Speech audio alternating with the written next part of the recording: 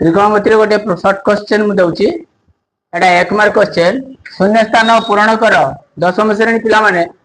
देछि sin a - b समान sin divide by dash minus cos divided dash पिला माने एई दुइटो केते बसेबी आमे शॉर्ट करले sin a - b रो सूत्र जानछु कोन हबो ना sin a into cos b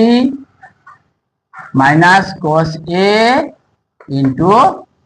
sin b या अछि एठी देखो sin a अछि sin a को sin a रहितली एई जगह रे कोन करिवो cos b टा हमरो तार अछि कोन 1 by sec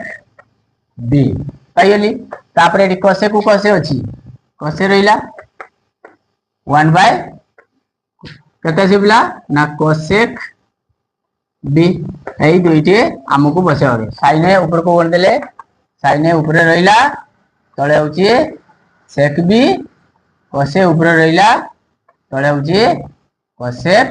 b ताने एठी लिखिबो sec b एठी लिखिबो cosec b पिला माने आंसर पा कर देली एटा सॉल्व करके एठी सब उत्तर बाहर कर देली वीडियो भल लागले मो वीडियो को लाइक शेयर सब्सक्राइब